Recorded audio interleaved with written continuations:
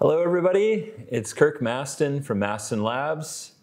I'm so happy to be here today. It is the beginning of our spring sale.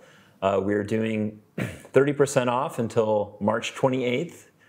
So if there's anything you've ever wanted to buy or you've been curious about to improve your editing this year, now is the time to do it because we will not have another sale until almost the end of fall. So we only have 2 a year. So anyway, I just wanted to get that out of the way and let you know because it's a perfect time to do it. So today I'm going to be editing images from our community, from the Mastin Labs community, and I'll be taking any questions you have about anything, really. I want to help you get the most you can out of these presets, and I want to help you understand and achieve all of the various film looks that we offer.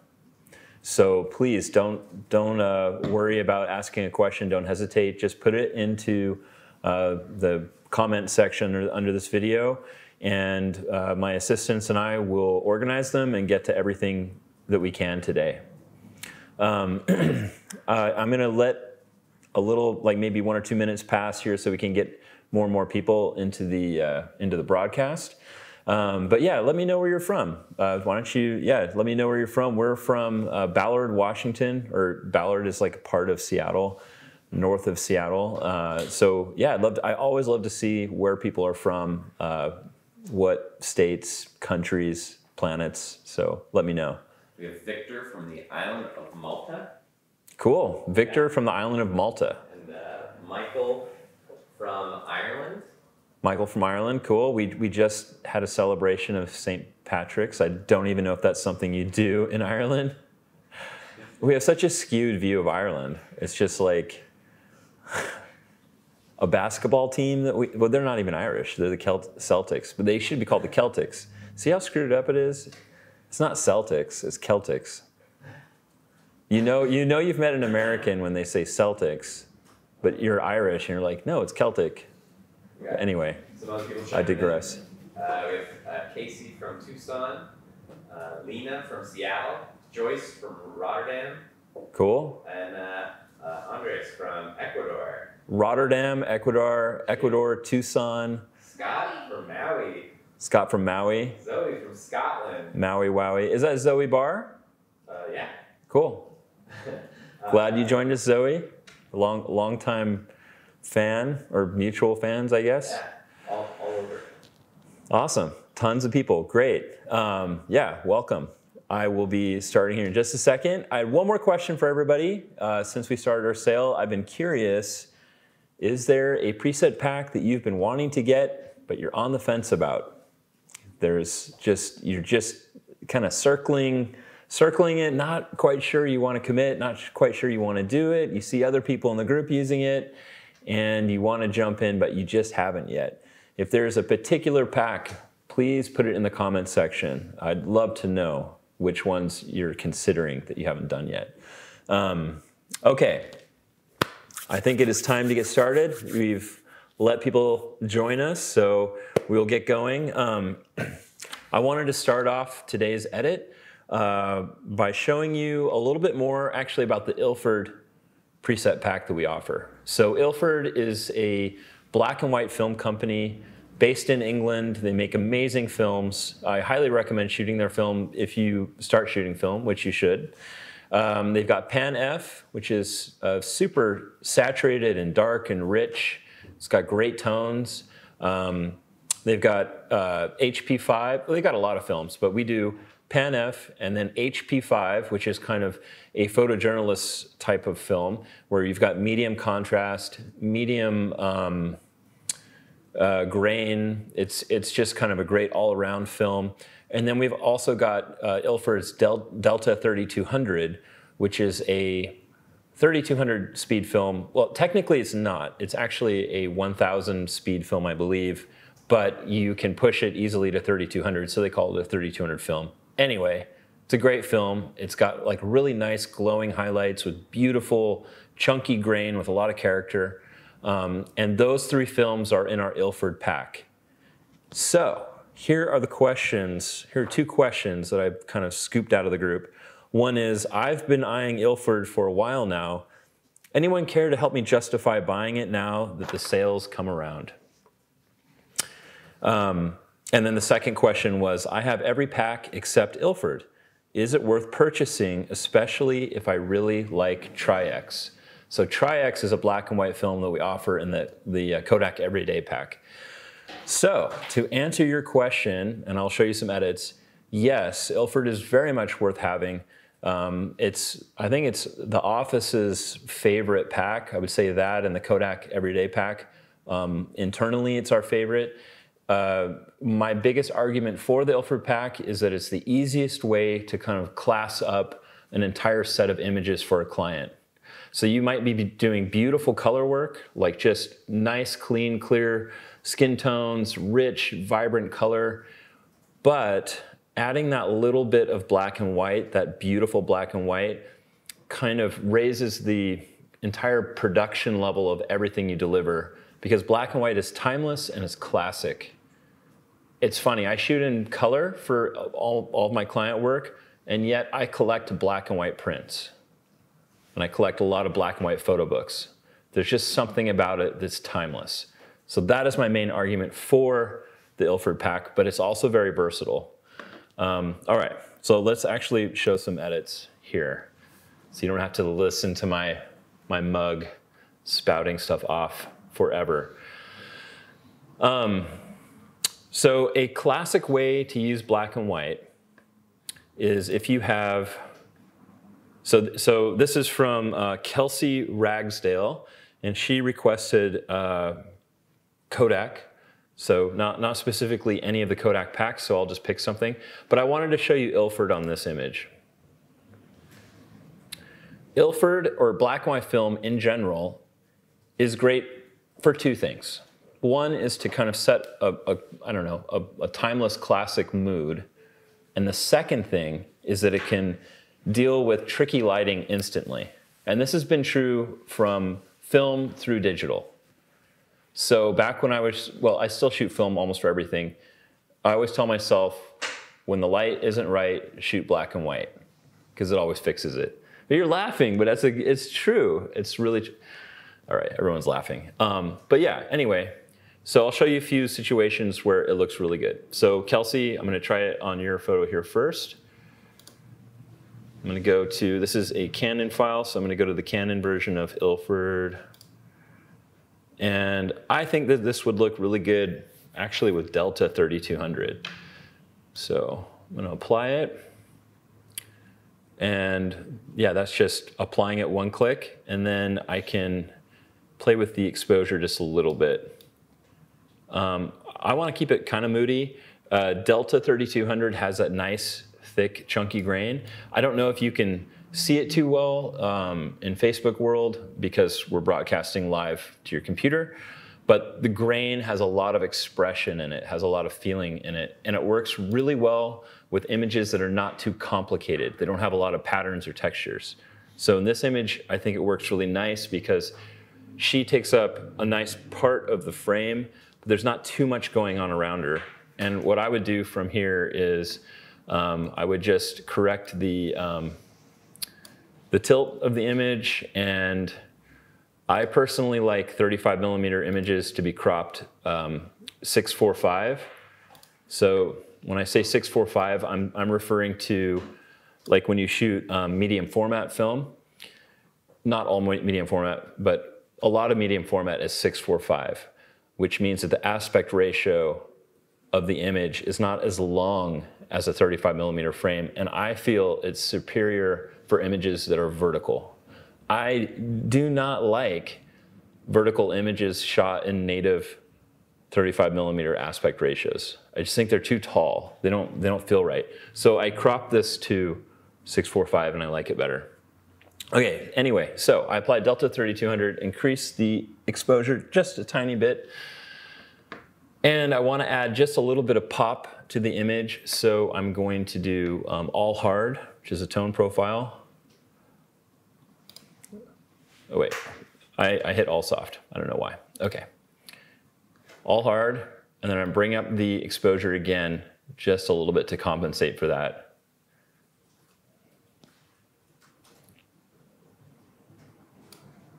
Great.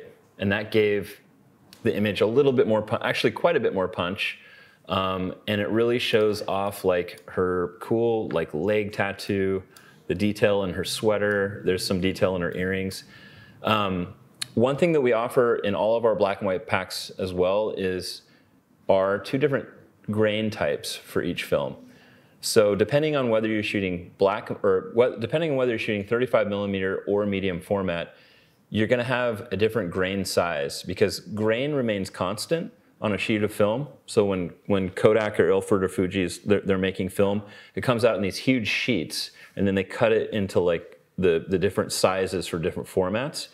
The grain is always the same size for a given film type, but in relation to the size of the piece of film it's on, it can appear bigger or smaller. So I've emulated not only the film, but also the grain sizes depending on the film you're shooting, the size of the film.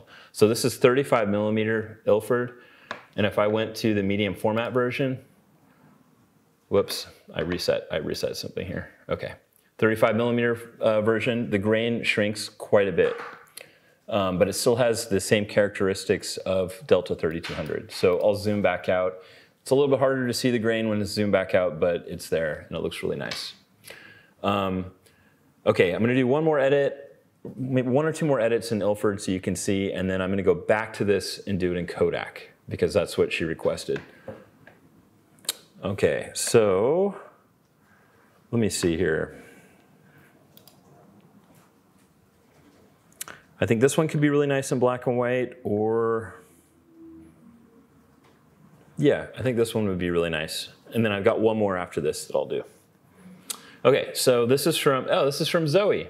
Zoe Bari in Scotland. Yes, in Scotland. Okay, thank you for sending this. So first thing I'm gonna do actually is crop it to 645 because I do not like verticals that are this tall in 35. So I'm just gonna crop it real quick and then I can think more clearly. And then I'm going to do, I think Pan F would look really nice. Do Pan F, increase the exposure a little bit here. The light in this situation is really dramatic from probably a window light like right in front of her, and it just falls off to blackness like behind her. So there are 2 approaches that you can take from here to kind of, I personally would want to bring back the detail in her hair and on this side of her face. So there's 2 things that you can do. One is you can use like Shadow Soft. Come on. And Shadow Soft, as you can see when I clicked it, it brought back some of the shadow detail. Our tone profiles come from the Fuji Frontier SP3000 scanner that we use to make everything, to make all of our film scans. And it has controls called All Soft, All Hard, Highlight Soft, Highlight Hard. I think I named all of them. And basically what those do is they control the amount of contrast in either the highlights or in the shadows. So if you have an image where something's fading completely to black, you can use Shadow Soft, and what that does is it only affects the shadow area and brings detail back to that. If this image had really super overexposed highlights, or I was shooting someone in a wedding dress and they're in full sun and the wedding dress is like blowing out, then I would use Highlight Soft, and that would bring back detail in the wedding dress without affecting the tones in the rest of the photo. So I hope that makes sense. But anyway, back to the photo. I used Shadow Soft, brought back some detail in the background. The second way you can get that detail back is just by taking a brush in Photoshop, or in Lightroom. Just giving it a little bit of exposure. You can also give it a little bit of the shadow under the shadow control towards, up. So I put exposure on 0.47 and shadows on 10. I can adjust later, but basically what I'm gonna do is I'm gonna slowly bring back detail around her hair and around the side of her face using that brush. So I just kind of know where I'm trying to get that detail back. And as you can see, it is starting to bring it back really nicely. This is not, brushes are not a Mastin Labs thing. This is just good Lightroom technique and just a great thing to learn and play with. Everything is non-destructive, so I just start with kind of a little bit with my brush, like a little bit of exposure, a little bit of positive on the shadows slider, and go from there. And then what you can do is you can collapse that brush. So this brush is made of two things, exposure and shadows. You can collapse it like that, and now you have an amount slider. So I can increase or decrease those two brushes equally at the same time. So I want to increase it just a little bit. There we go. All right, now it's perfect. What a cool photo. Beautiful photo, Zoe. So it looks really, really good. And this is what I'm talking about with like getting a classic look for your photos. Like you don't have to go completely black and white, but to be able to offer a beautiful black and white portrait or several portraits or some details in with the set that you're giving your client is going to be super excited because this is just classy. It's just classy and timeless. You can print a black and white photo as large as you want and put it on your wall. It will look good forever. It is unaffected by trends. It'll just look great. So that is my biggest argument for Ilford. And my second argument for Ilford is that even if you own the everyday pack and you have Tri-X in it, Tri-X is only one small sliver of what's possible in black and white. It's only one look. It does not have the depth and richness of Pan F, and it does not have the glowing highlight grain of Delta 3200. Tri-X is one of my favorite black and white films of all time, but it's only one expression of black and white. So that's my argument for Ilford. And I don't believe I've ever seen a single person in our community of about 50,000 people ever be like, I'm so unhappy that I purchased Ilford, ever. So I've only seen people just be stoked, and it's our kind of like our hidden preset pack that people overlook, but they're always happy they bought it. So anyway, that's enough about Ilford, but I highly recommend it. So thank you, Zoe, for sending this in. I'm gonna jump back to that other photo and do a Kodak edit. If you have any questions, please let me know. Okay, so here we are. We are back to Kelsey Ragsdale's photo, where she requested Kodak. I am actually going to just assume that possibly she meant Kodak Gold 200. But who knows? We have a lot of Kodak films, so, all right. So here's Kodak Gold 200, that's one click. As you can see in that one click, it just like totally made the photo come alive. The color balance is not quite right, so I'm gonna have to dial that in. But for the most part, we went from a photo that was pretty bland, tone-wise, to something that really has a lot of depth to it in one click. I'm going to rotate this and crop it to 4:3, which is equivalent to 645, which I just talked about. And now I can look at it and work with it. This photo is too magenta and too cool. So I'm going to warm it up. Going to increase the exposure just a tiny bit. I like the moodiness of it. And just looking at the photo overall, Kodak Gold 200 does have green in the shadows, which is just awesome. It is the look of Kodak Gold 200. But I don't want that green to kind of spill over onto her skin. And it's not coming from the preset. It's just the photo itself is a little bit too much. Anyway, I got to get the color balance right in the tint section. So there's green in the shadows. Her skin is a little magenta. I'm actually going to go towards green a little bit more. There. And I did it, I went like from +12 to +5 on the tint slider, and that's about it. I'm gonna go up in exposure just a little bit and a little bit more in temperature. And that looks good. I'm going to add a tone profile. I want to make the shadows a lot richer, so I'm just going to do shadow hard. And that just dropped the shadows a bit, and I'm going to actually go up in exposure just a tiny bit from there.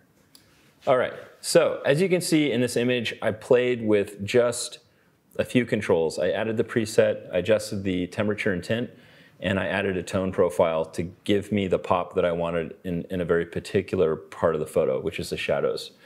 Yeah, and I warmed it up. It's got a, yes, definitely has a Kodak Gold feeling. I will now show you what this would look like with like a more neutral Kodak film, like Portrait 400. So I'm gonna go to the Portrait Pushed section here and do, let's see, it's a Canon file. We'll do, I'll just reset it real quick. Oh, wait. I have a better idea. I'll make a virtual copy of it so we can compare. Okay, I'm gonna reset that.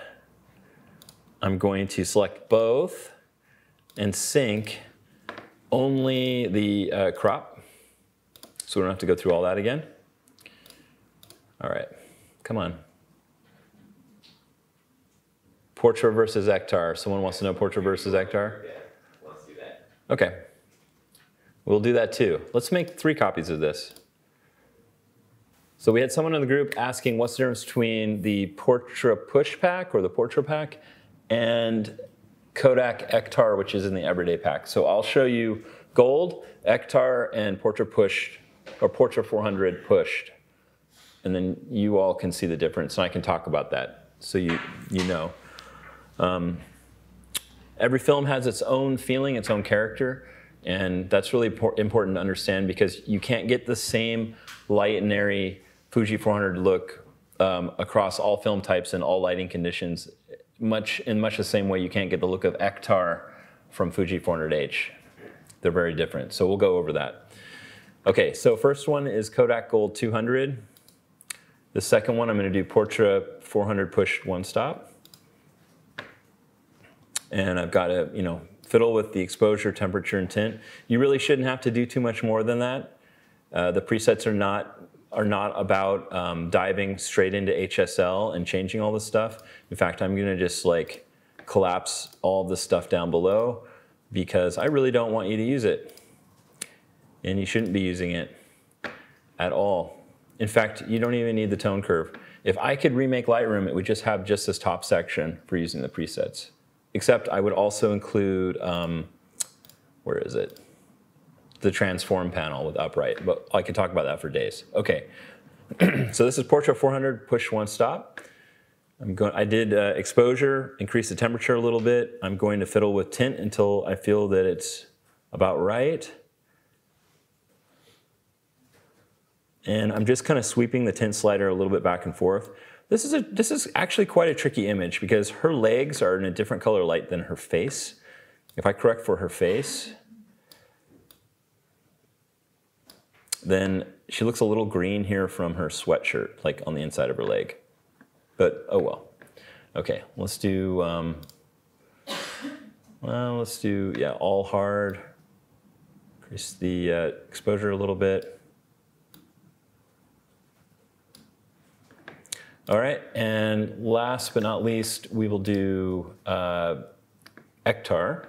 This is not the best example image for all 3 of these because we're in a very muted, diffused light situation, but I'll show you it here and I'll show you it again somewhere else too. Where is it? Everyday, Kodak Everyday, original. Okay, Akhtar, all right. Turn on the color and the contrast and everything.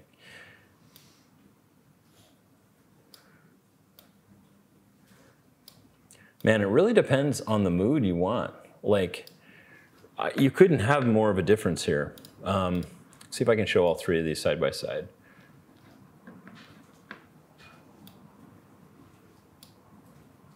Oops. I'll make a little template here.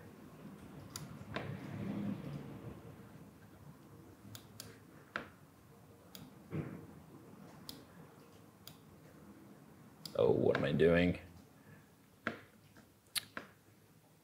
This is not the best way to show it. Oh, come on.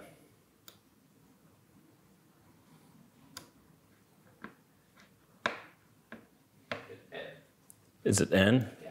To bring up all of them? There we go. Thank you. Okay. I don't usually bring up 3 photos at the same time, so I apologize for that. Okay. Anyway, yes, I feel really cool now. Okay. So, even in this image where we don't have very dynamic light, you can really see the difference between the 3 films. So in the very first image, we've got Kodak Gold 200, where it's kind of a combination of warm and green shadows. It looks totally different outside than it does inside. In the middle, we've got Portra 400 push 1 stop. It's a very neutral film. And on the far right, we've got Kodak Akhtar 100. And I think Akhtar looks fantastic inside, but it really depends on the mood you're going for. The first one, Kodak Gold, looks more like an anthropology ad, and the one on the far right with Akhtar looks like if I was shooting a wedding or something and I wanted like nice, bold, clean color inside. That looks the best to me. So I hope that's helpful. I'll do one more example with all 3 outside so you can see. All right.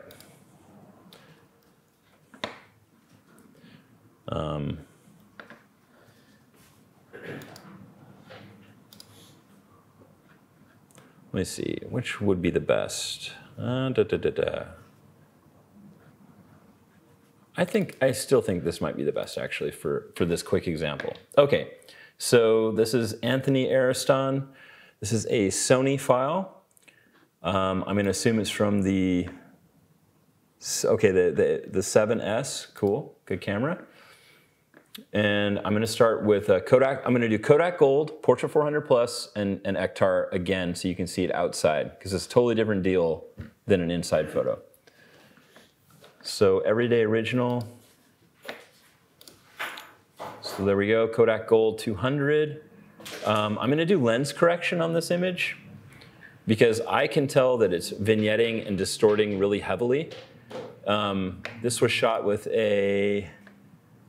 it doesn't know what lens is on here, so I'm assuming that Anthony used some kind of old film lens and put it on here. And anyway, it's got a lot of distortion and vignetting. So I'm going to do, oh wait, lens correction is not going to work because it doesn't know what lens it is. Oh, Anthony. Okay, I'm going to do it manually because it's making it hard to work on this photo. Okay, there we go. Let's take away that vignetting. Okay, here we go. So this is Kodak Gold 200. I'm going to increase the exposure a little bit, increase the temperature a little bit, and turn tint from plus 25 to like plus 32. It's not a gigantic difference.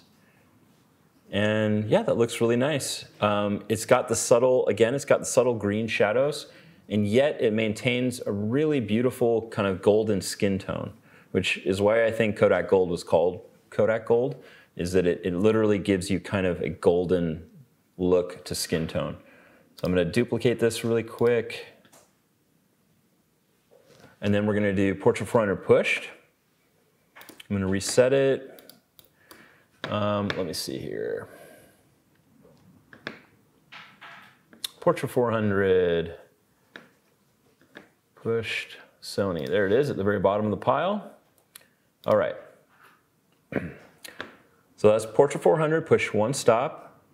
I'm just going to increase the exposure and increase the temperature just a tiny bit. And a little bit on the tint again. Not a lot, but just a little. All right, and we're gonna do one more copy, and we're gonna do Akhtar this time. We are going to turn it up to 11. That's what I think of Akhtar as, is like you're taking color and you're going past 10 all the way to 11, like beyond. But I think it's a really good look. It's a really nice look. Okay, here we go. Boom, there is Akhtar. And like the previous 2 photos, I'm gonna increase the exposure just a little bit, and tint needs to go up in all 3. just a little bit, just a little bit. All right, let's compare all three of these. This is a great example. This is a great example. I hope that you can see it really clearly at home because this really shows you the nuances between these three completely different looks. They're all color looks, but they all have a very distinct feeling. Kodak Gold on the far left has got, again, that golden highlight look, kind of gold and green is how I kind of describe Kodak Gold 200. And you can even see in the background, like the bushes in the background, that they are gold and green. The middle photo is Kodak Portra 100 push to one stop. This is like, I think of Portra 400, the actual film, as kind of like the raw file of films. It's very hard to over or under expose it and have a bad result. On the other hand, it's also, it's kind of like the daily film. It looks really good for everything, but it doesn't really have like a super pronounced look unto itself. It just looks like nice film. But Kodak Gold goes more towards that golden color and that green color. It makes me think of St. Patrick's Day, actually, a little bit. And then you go to the far right, and we've got Kodak Akhtar 100, which is essentially, Akhtar is modeled after slide film. So it's a color negative film that Kodak made to replace slide film that they used to make. A lot of slide film has a lot of saturation and a lot of contrast. And Akhtar has both, a lot of both. Also, the actual Akhtar film itself is almost grainless, has almost no grain. And that was something really special about slide film. So in this image, in these three images, you can see kind of the subtle range between the three. And also you can see that each edit was very simple, just exposure, temperature, and tint. Okay, we have a question from the audience. Riza wants to know, could you talk about which presets go really well with skin tones? Sure. Who wants to know? Riza. Riza. Okay. All right, Riza. So you were asking which preset packs go with which skin tones. I've talked about this before in other editing sessions, but I'm happy to talk about it again because it's really important. Film, like actual physical film, like that you would put in your camera, I'm not talking digital, film, was made by several companies in the world who each developed their film according to what they thought looked right and was beautiful. In these different parts of the world, they had different test subjects where they were trying to dial in their film look. So we have Kodak, which was based in Rochester, New York, and the majority of their test subjects were Caucasian. So they even had a test chart called a Shirley, which was, I think it was their secretary or someone that worked in there. We can look it up, but it's kind of an interesting story. And they had her like put on a very particular outfit and then stand with like all this fruit and flowers and whatever. And she was the standard for skin tone. I believe she even had red hair. So she was like pale, red hair, something like that. Her name was Shirley. And they calibrated their films for a long time to her and her skin tone. So a lot of Kodak films look really, really good on pale Caucasian people like myself. So I live in Seattle where it's like, I don't know, 80% Caucasian people who are pale because we don't ever see the sun. And the majority of my wedding photography career in Seattle, I shot Portra 400 film because it made Caucasian people like me look really good. Okay, so second part of this lesson.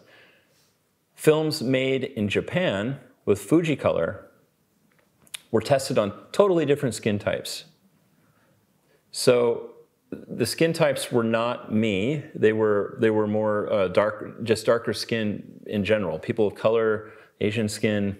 And so they formulated their films to really complement those skin tones.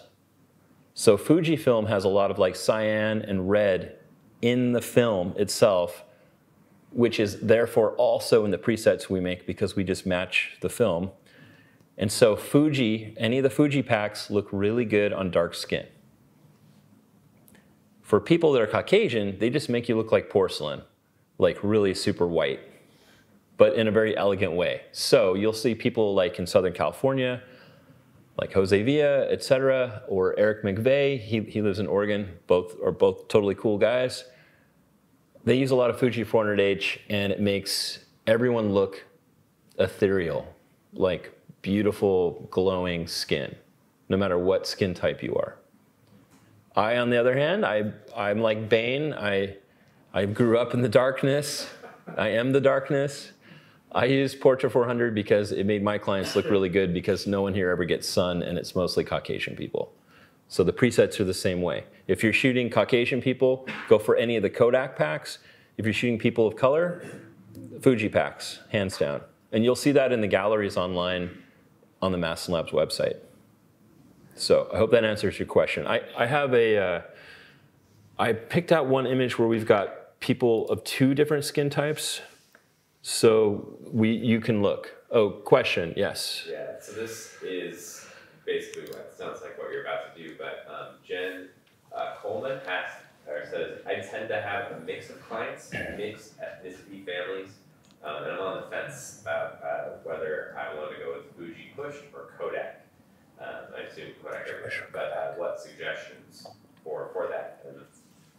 Okay, Jen Coleman? Jen Coleman. Okay, cool. So Jen, your question is, you have clients of different ethnicities, I'm assuming sometimes even mixed in the same photos.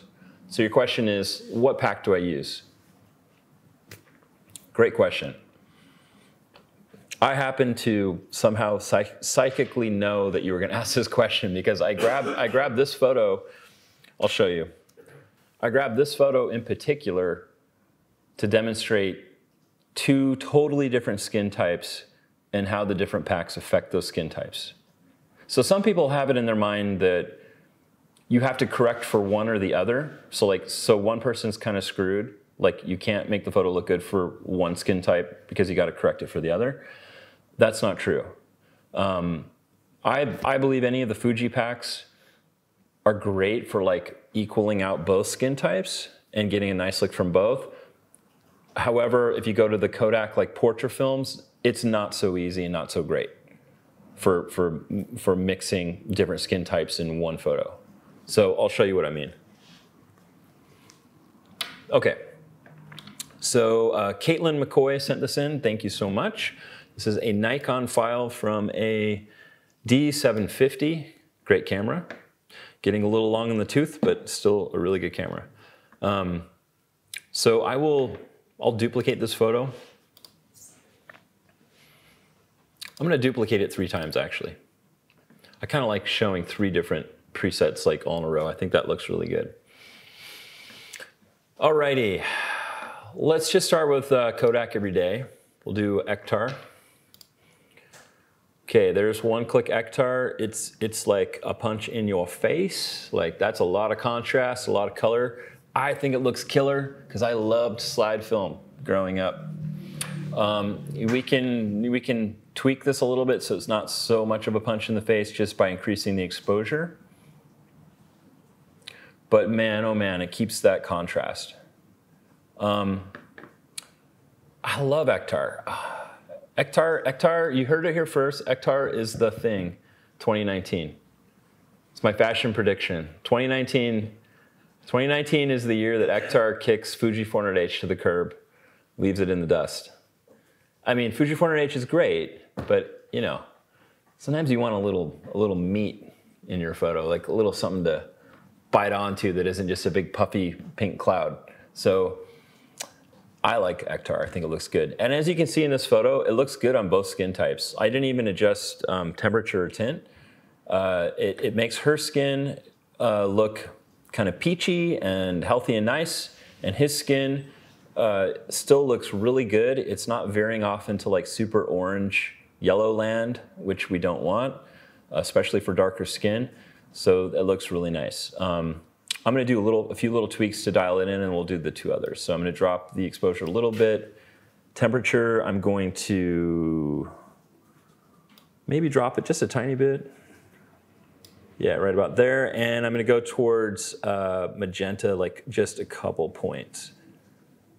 there. Damn, that looks so good. Looks so good. I love it. Okay, that's Akhtar. Akhtar is going to be hard to beat. I should do Akhtar last because once you get used to Akhtar, like everything else looks like Lightroom's broken. Whatever. Okay. So we're going to do,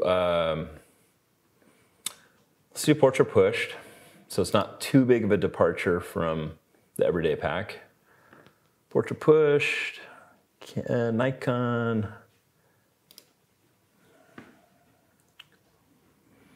Okay, portrait pushed, 2 stops or 1 stop. This needs a big jump in exposure. And I'm going to increase the temperature just a little bit. Already, this is a little bit tougher of an edit because his skin is starting to shift to orange. And for me to cancel out that orange artificially means I've got to increase the tint up towards magenta. And then I start to do that, and the wheels are just going to fall off this thing at some point because everything else is going to look wrong. So that's about as far up as I can go on magenta without her arm starting to look like a, a Slim Jim, like, I don't know, it's like kind of a purpley pink color, and we don't want that. So in fact, I got to bring tint down a little bit because I've kind of hit the limit of what her skin can take, and I'm going to try to find the best happy medium for both of these people with Portrait 400 push 1 stop. Okay. I mean, it doesn't look terrible. It doesn't, okay, I'm going to leave it right there. It doesn't look terrible. It's just not totally my favorite. Okay, last one is going to be Fuji pushed. Let's see here, blah, blah, blah. And that's what Caitlin wanted. So we're going to do what Caitlin wanted. Fuji pushed, Nikon. All right. Let's do, let's just do 400H push 1 stop. Increase the exposure. Blip. And I am going to just tweak the tint, just like literally a point. I'm gonna make all these weird faces while I look at the color. Takes a lot of concentration.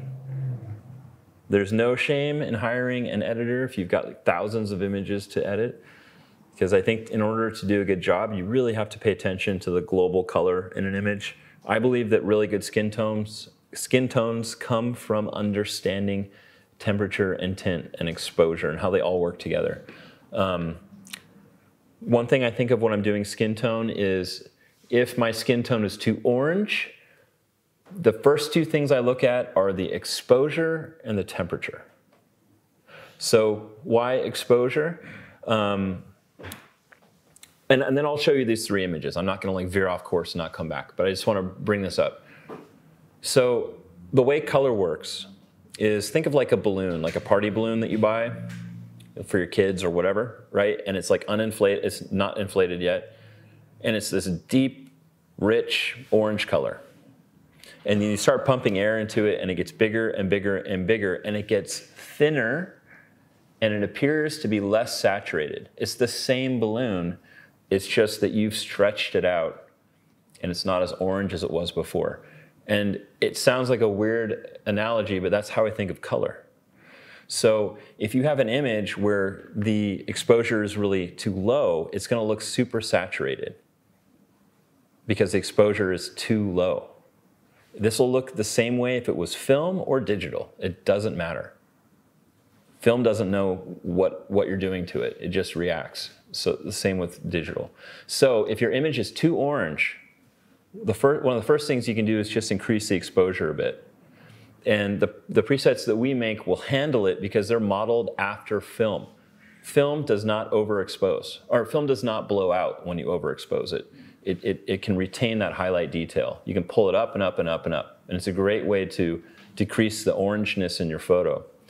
The second thing is temperature. just a simple temperature tweak will cancel out any kind of orangeness in the photo, like instantly. And the more you do it, the better you get at it. But just those two things together are a good way to tackle orange. So I'll get back to the 3 images we just did. All right, now I don't want to flag it as a pic. Whoop, there we go. Okay, here we go. So these 3 images.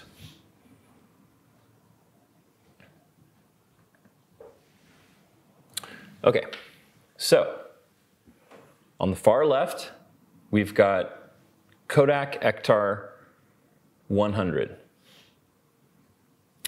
On the, let's see, do I have these in the right order? Hold on one second. I talked so long I forgot what I did to each one. Okay, this one was, okay, that's Portra, and then the one on the end is 400H. Got it, okay, I'm back.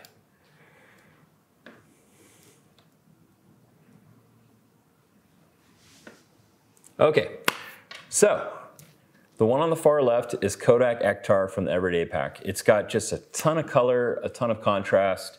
It's really rich.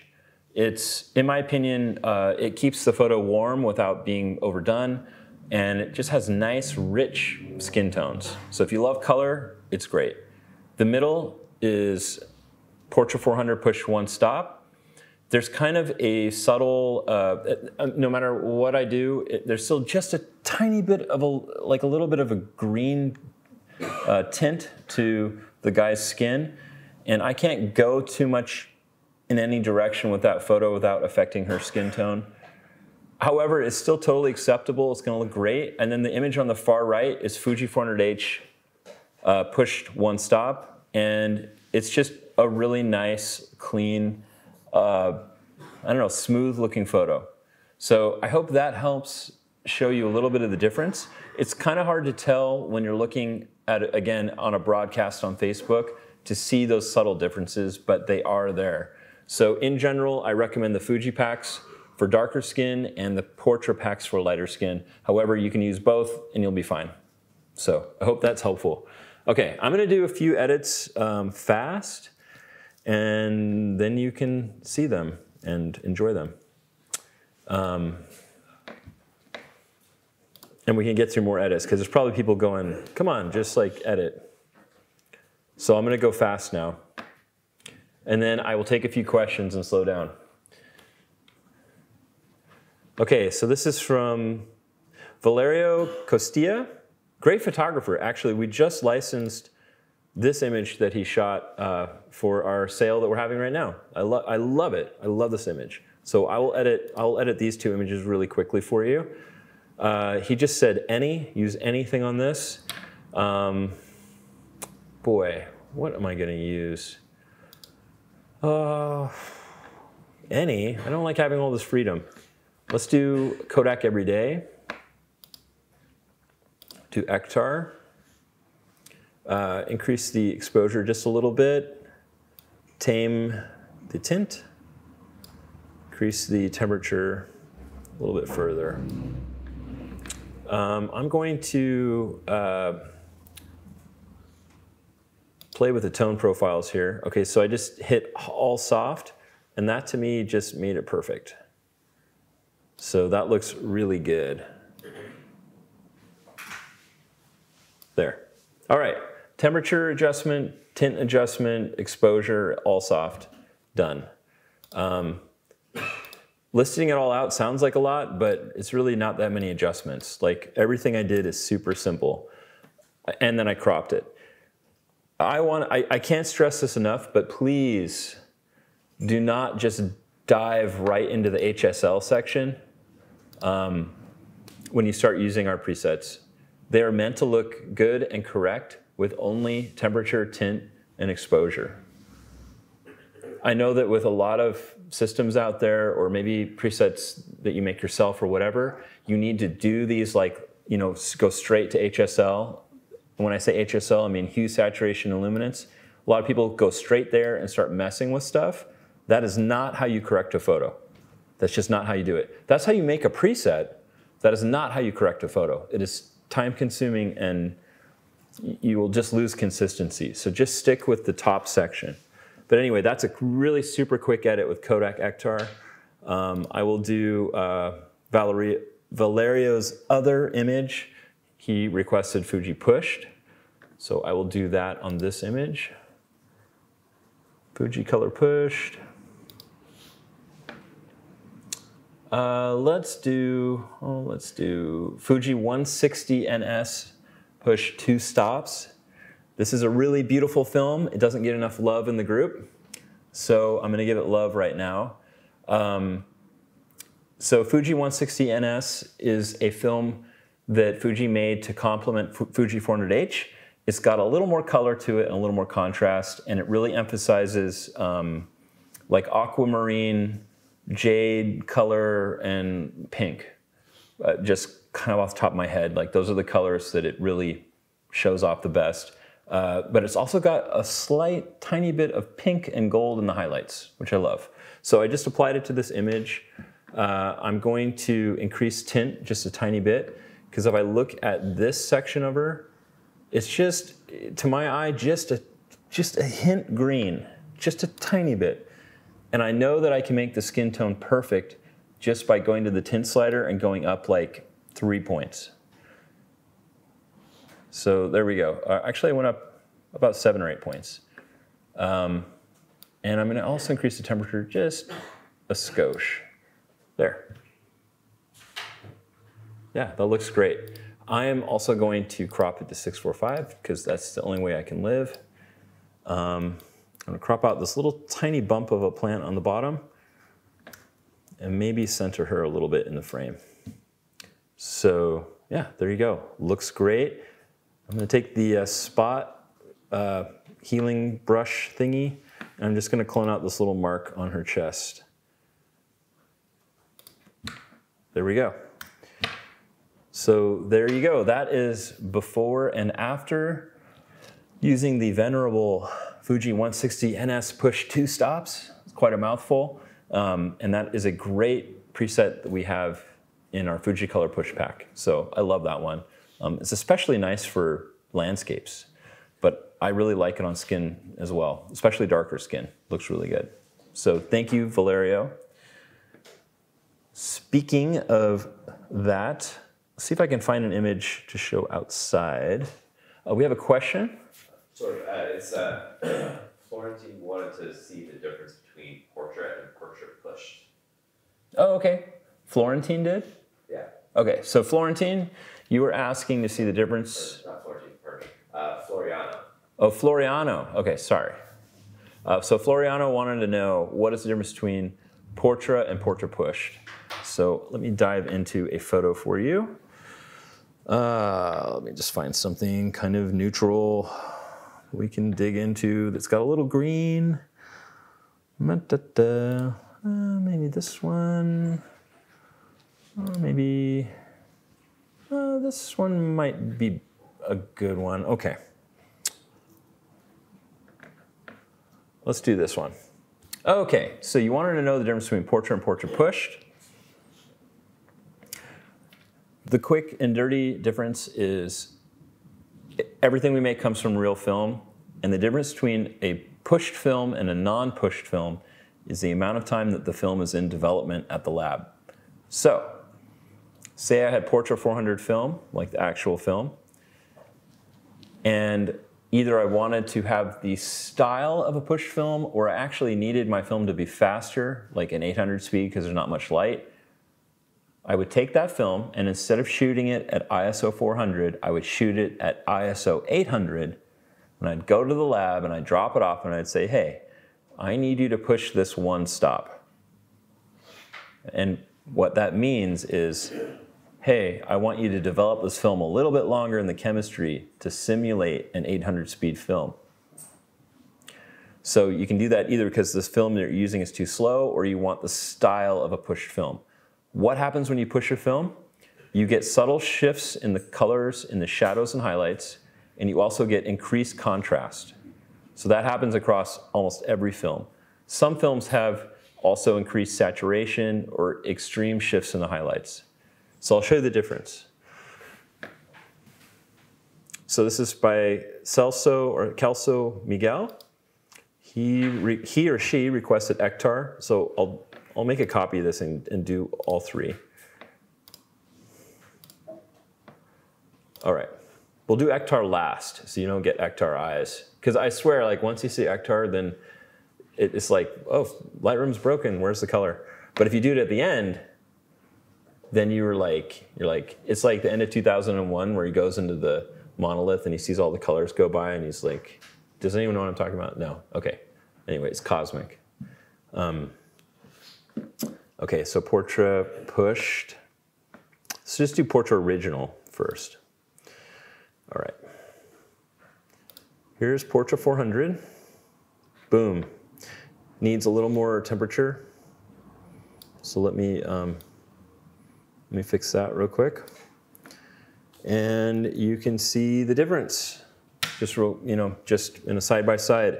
It's not a giant, huge difference. It's very subtle, but it's a very clean and nice and beautiful and filmy look. So for years, this is what I delivered to my clients. I just shot Portrait 400 film, and I shot my digital 5D Classic, and that was way back in the day. And the first preset I ever made was for myself, and that was Portrait 400. So this was the look that I lived on for years, and I love it. It's great in Seattle. So if I go to Portrait Pushed, I am changing that look by adding more contrast, a little more pop, and a little more color. So where is Portrait Pushed? There we go. All right, so the first one was 400, Portrait 400. This is Portrait 400 pushed one stop. And I'm going to increase the temperature like I did with the other one. And you know what I'm going to do? Yeah, we'll do Akhtar at the last. Okay, I'll show you just these two, and then I'll bring out Akhtar so that we don't confuse the matter.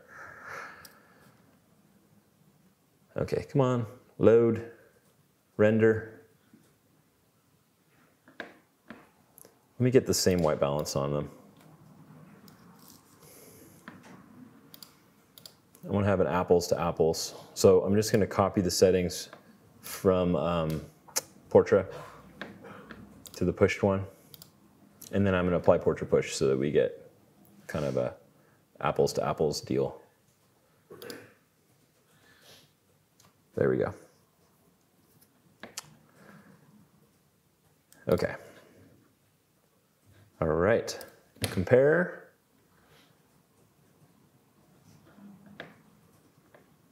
And let me just make sure I have, okay, so that one's in that side, and that one's in that side. Okay. Here we go. So on the left, we've got Portrait 400, just box speed. And on the right, we've got Portrait 400 pushed one stop. It's not a giant difference when you're viewing it side by side, but I'll tell you the difference from this level, and then I'm going to show you the image, and we're just going to flip back and forth, like the image on top of the other image, and then you'll really be able to see it. So with Portrait 400, we've got very warm skin tones, a tiny hint of green, just a tiny bit. The greens are, like the greens in the hedge, are more yellow. This is compared to the Portrait Pushed. And it's a little bit flatter of an image. The Portrait Pushed image has much more, I don't know, poppy and neutral skin tones. The color is shifted just a tiny bit in the shadows and across the midtones towards red or magenta, which cancels out that little tiny bit of green. And then the green in the bushes is quite a bit more vibrant and cool. And I know you're looking at this tiny little thing on the screen, it's hard to tell. I'm gonna just go like 1-to-1 and flip back and forth, and then you can really see. Okay, here we go. All right, so this is Portrait 400 not pushed,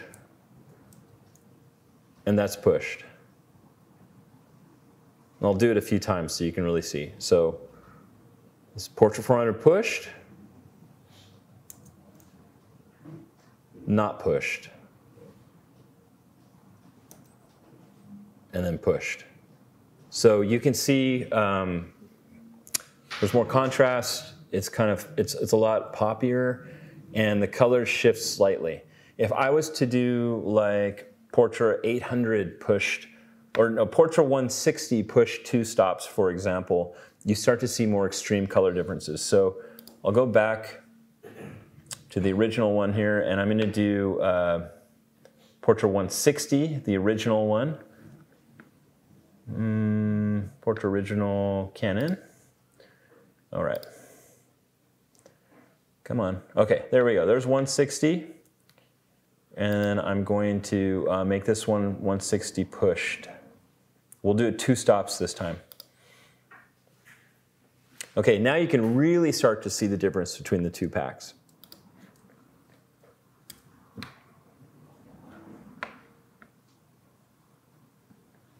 Okay. These in the right order? Let me see here. They're like in reverse. Give me 1 second here. Okay, so that's the first one. No.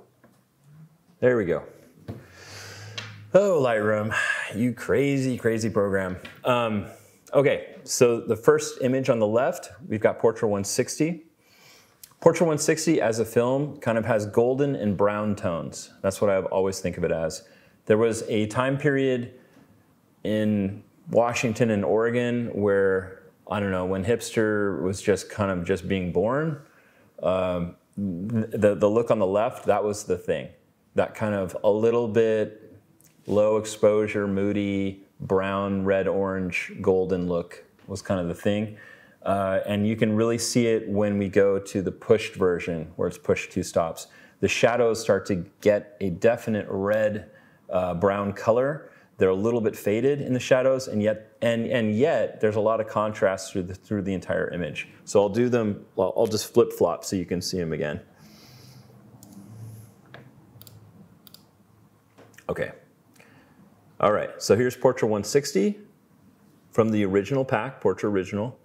And then this is Portra 160 push 2 stops from the Portra Push pack. I love both. Like, I have kind of a nostalgia for this look. It's a little moodier than, say, a clean Fuji 400H look. So, oh, and then as a bonus, we're gonna turn it up to 11 with Akhtar real quick. So there's Akhtar. Bam. Not moody. This is not moody. This is just clean, beautiful, punchy color. And it really depends. I feel like the world was very much,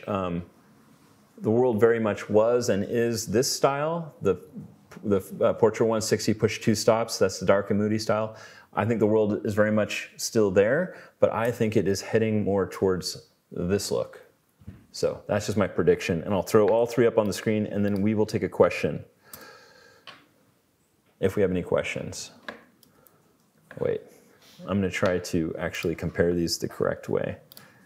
And I'm also being told that we have only 5 minutes left.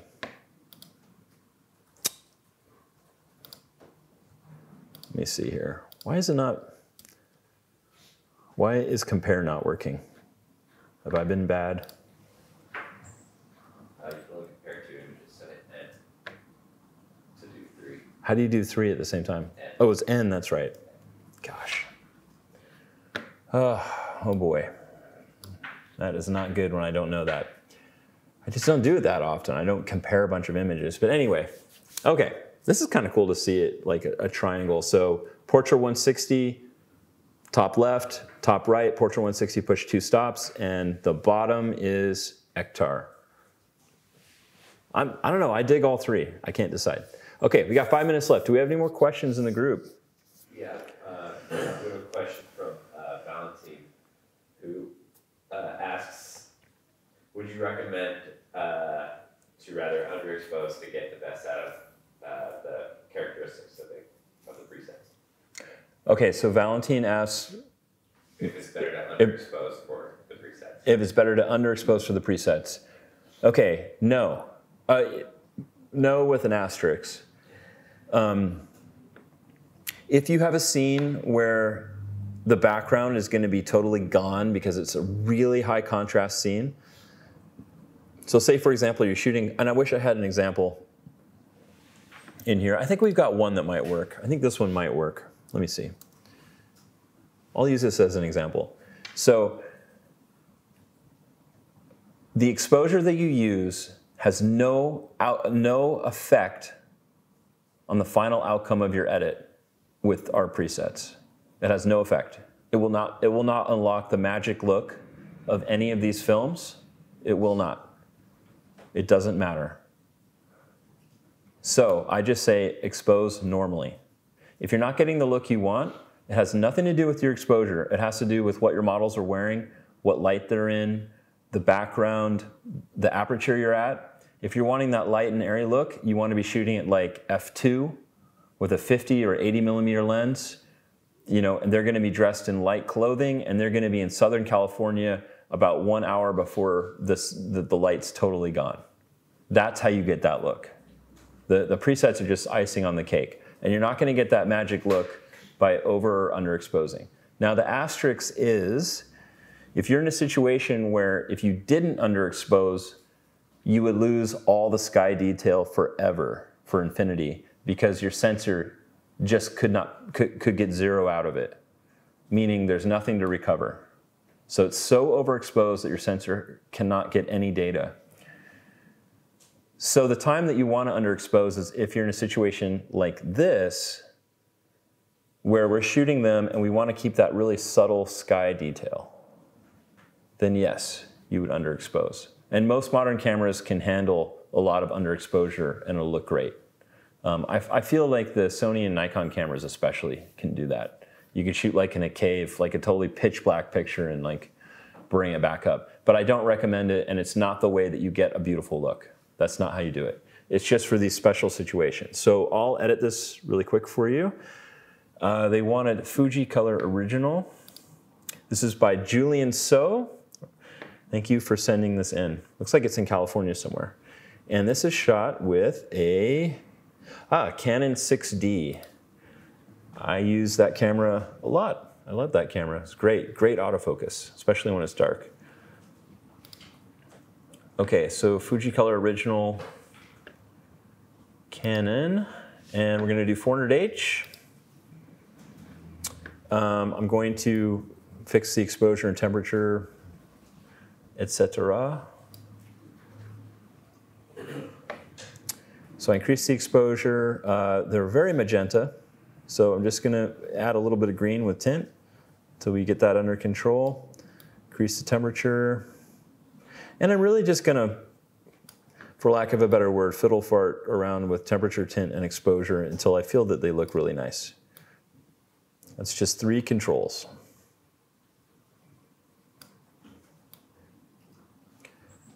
So I'm just working them up, working them up. I think that looks pretty good. Okay, so now here is an example of where underexposing was a great idea, because I haven't done it yet, but there's a lot of detail left in the sky. Like nothing was lost. And I was able to like recover them out of the shadows really easily. So what you can do is you can use Highlight Soft, and it just brings in that little bit. I'll do a little swapping before and after, but it just brings in that little bit of detail in the sky. So this is without Highlight Soft, and that's with Highlight Soft.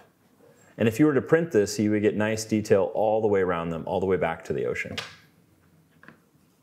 In fact, with it turned on, I'm going to increase the temperature just a tiny bit. That looks great. So there's a little bit of a lens flare coming around the side of her head. I can see that there's detail lost in her hair that I can easily see elsewhere, like at their waist.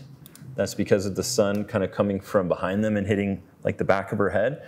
One way that you can bring that back in, and we don't do this too often anymore, but you can go into the tone curve. You can hit the J key, and the J key will show you what is clipping in the image. So red means that white is clipping, meaning there's no detail there, And blue, which we don't see any yet on this image, means black, like pure black. So I'm going to hit the J key, go into the tone curve, and then drag the points of the tone curve to the right until we start to see blue. And I'm going to try to maintain the shape of the tone curve, which is exactly how it should be, but you just kind of remember the shape of it as you're moving it to the left or to the right. I'll show you. So I'm just going to move that over till I hit a little bit of blue and move the second curve over just a little bit, and then this one over just a little bit. Now you can see like his pants went really blue. That just means that there's black somewhere in the image because we're having that flare. I'll show you before and after of what that adjustment did. So this is before, and that's after. It's very subtle, but if you were to look at this image 100%, that's the difference. I'll do it closer. That's the difference between it being, for me, like a totally finished image and 80% there. So this is before, and that's after. It's just kind of like the icing on the cake. Oh, the real icing is going to be to crop this 4:3, as Mother Nature intended this photo to be, not super tall 35 millimeter. Okay, all right, I hope that was super fascinating and enjoyable. We photographers are total weirdos because we love to watch each other edit. It would be like going to Norway and watching the knitting channel where you watch someone knit. We like that stuff, so I'm happy to do it, and I love doing it, and we do it a lot in our community. So before I sign off, I just wanted to say thank you for joining our live edit, and we have one of only 2 sales happening right now until March 28th, 30% off. Yeah, get the pack that you don't have if you're watching. Take a chance on Ilford. I've never had anyone ever regret getting Ilford, ever. Most of the time they're like, oh my gosh, I would have done this sooner. If you own any of the original packs, like Fuji Original or Portra Original, my recommendation would be to do the Kodak Everyday pack as your next one. And if you already own that, then I would circle back and get either Ilford or one of the push packs if you want to really like expand your repertoire and your toolbox for making cool images. So anyway, thank you for joining us. Yeah, it's been fun, and we will do another live edit soon. Thank you.